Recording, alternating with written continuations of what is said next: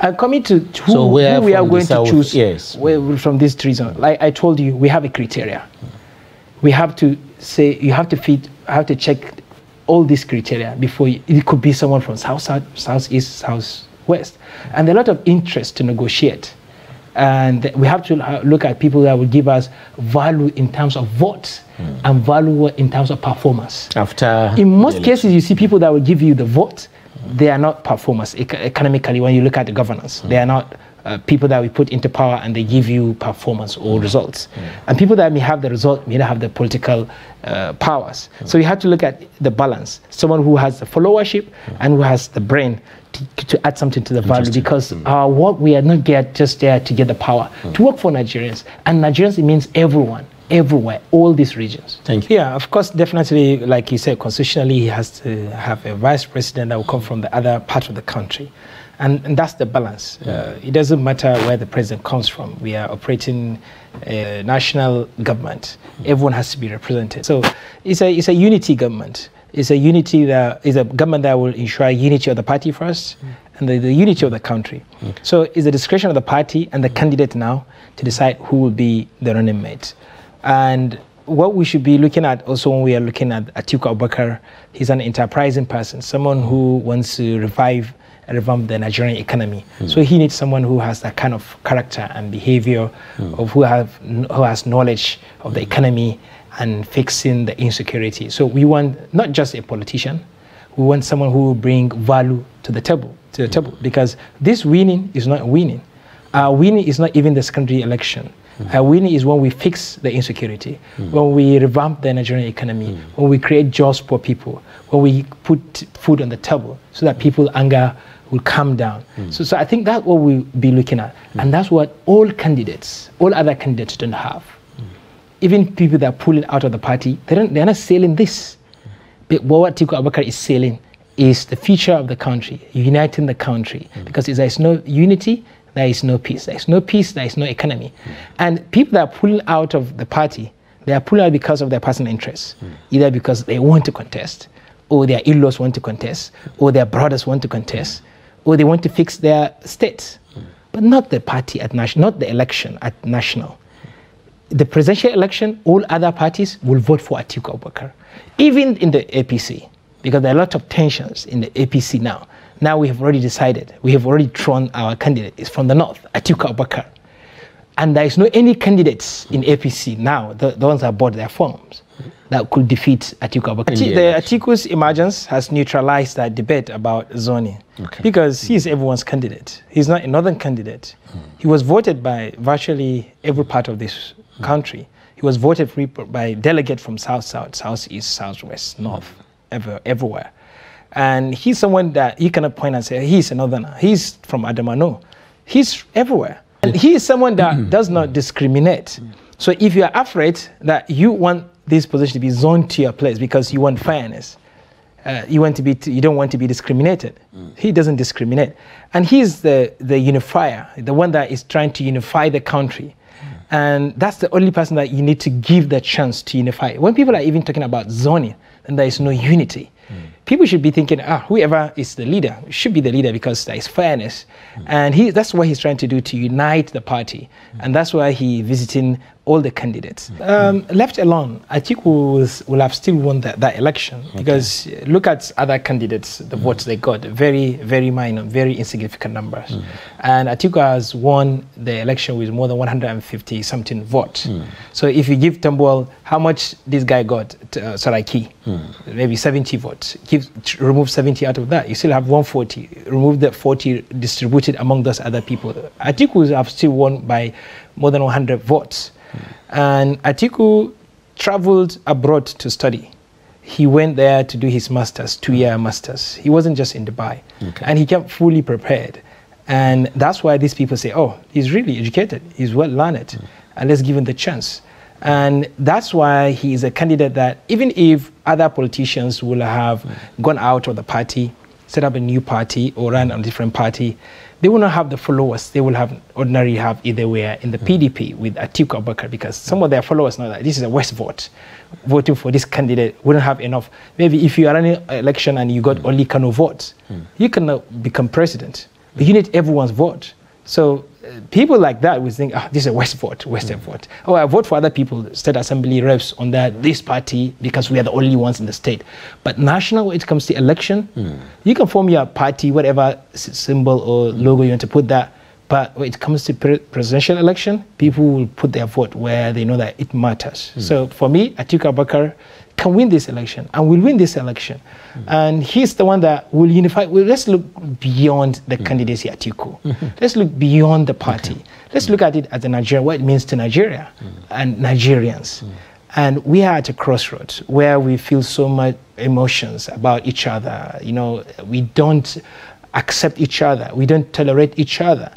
We know the violence that's happening around the country. And do you know why we have insecurity? We have all these killings?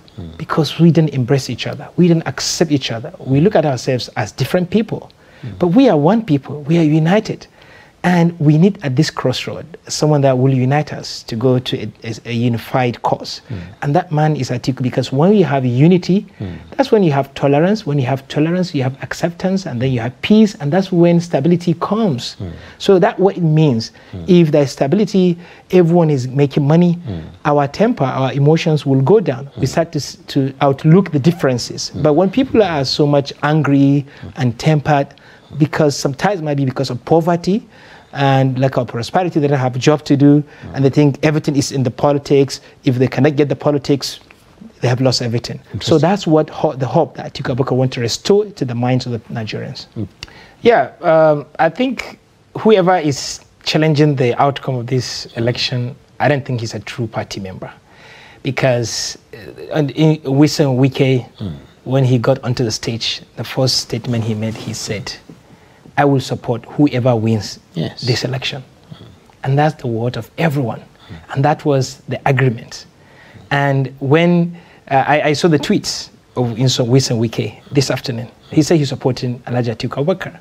So who else is challenging? And he's the second, he's the nearest runner. And he's the one with any probable chance of even coming close. I have not read anywhere or heard it anywhere where some people are challenging the outcome. We are as united as ever before, today as I speak, because the fierce fight was between Wike and Atiku.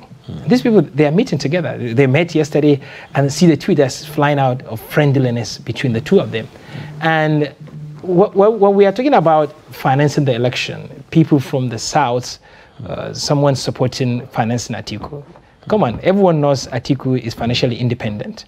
And he was not the best financial of this election. He was not the best candidate that gave the highest bidder, if you like. What does it mean, you know, to have the former vice president emerge as the PDP's presidential flag bearer? What does it mean for the party, you know, in preparation to the 2023 general elections? It means that the PDP will come back to power. It means that the PDP will win the 2023 presidential election and several other positions that will come after that one. Because if you look at the previous election, Atiku Abubakar won the election, but it was manipulated.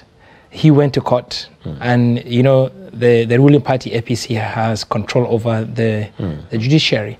And we know what happened during the elections. So he was overruled in the court. The main thing, the only reason why I was referring to the 2019 election was to prove a point that this is electable candidates, someone that is not just being embraced by Nigerians, someone that is beloved by Nigerians since 2019. Even as at then, and he was given more than 11 million votes as declared by the INEC.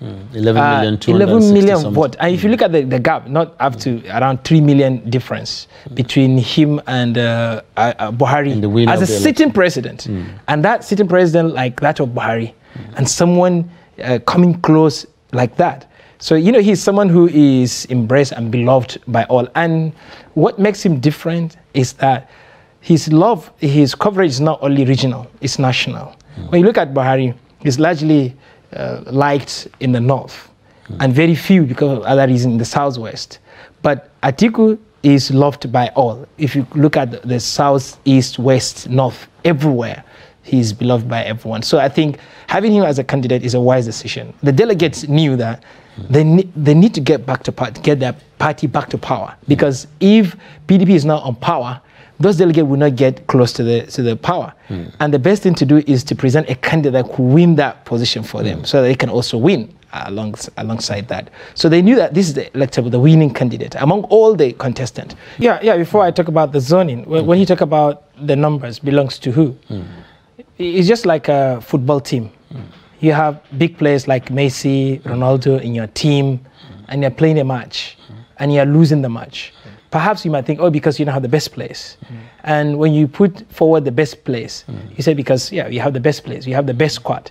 How many times you see the coaches putting the wrong place and losing the matches? So even PDP, despite the spread, the powers, and the representations the PDP have or has at the grassroots, it wouldn't work without the best candidate. And we knew the power of people like Atiku, being the flag bearer. He's a financier. He's someone who can put money on the table to fund the election. We knew how much he gave to delegates, to candidates, in that election. He supported the party, and everyone rallied behind him because he's a unifier.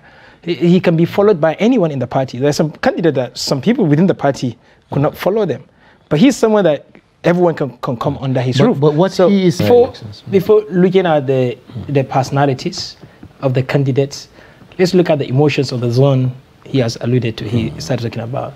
He talked about Atiku in the southeast. Atiku Abubakar is from the northeast. And since the return of democracy, Northeast has not produced the presidency. So they're also aggrieved. And when we look at Nigeria, we don't look at Nigeria as north and south. No. We look at Nigeria as 6 geopolitical zones. And we look at the zones that have been marginalized. And these 2 zones are southeast and northeast and north central. These regions, these zones, they have not produced a president. And so, what if Atiku did not run and Peter Obi from the southeast emerged, or defeated him in the primary election? Will Atiku have the right to say Obi has cheated them? No. And even in this election, there was Pius Ayum, yes, who is from the southeast. He ran the election votes. And he got 14 votes. It was a free and level election. Everyone was it wasn't. Everyone was asked to contest. No one was deprived the form. No one was deprived the chance to meet with the delegates. Everyone was given equal 5 minutes to present themselves to the delegates. Tell them why they should vote for you. And this delegate decided and said, we want Atiku Abubakar. So to me, it's not shortchanging anyone. And Peter Obi, he left the party by himself. And so if the House is want the presidency, they can still vote for someone among themselves and emerged as a president. But even among Southeast, there are some people who voted for Atiku Abubakar because they see him as brother. They see him as someone from the Southeast who shares in their emotions, in their feelings, who wants to ensure fairness for everyone. And so we still have the general election that's coming. So now, going into the general election, looking at the personalities, let's look at Atiku Abubakar and compare him with all these individual candidates. Most likely, let's say, the top 3 likely candidates from the APC, Tinubu, we cannot compare him with Atiku Abubakar. Atiku Abubakar is far better ahead of Tinubu because, one, Tinubu is just a regional leader, south-west, if you like. He could not get the vote from the southeast. He would not get the vote from south-south. He would not get the vote from the northwest. He would not get the vote from the northeast. So equally from the north center. And we go there, go to the southwest and divide the vote. Let me bring the running mate. Okay. Just before I answer that, I think let me clear the issue of the zoning issue that my colleague here has been raising. When you don't have power, you have nothing to zone. You just want to present the candidate that can win that election for you. And there are some certain games when you put your best players, you know that you are guaranteed that you're going to win. So this Atiku Abubakar is that candidate because you already have your own candidate, Atiku Abubakar, and you are extolling someone out there. That's anti-party. You have Atiku. You are now mandated, if you are a true party member, to support him, because all the candidates accept to support the candidate. Your failure to support Atiku Abubakar is your failure to support the party, and that's anti-party. So we don't tolerate that as a party, and we don't come to media and show our differences. If you have any grievance or complaint, write it officially and meet. If you want to meet Atiku Abubakar, I can take you to him and then table your emotions. What did he do to you? This is a free and fair election.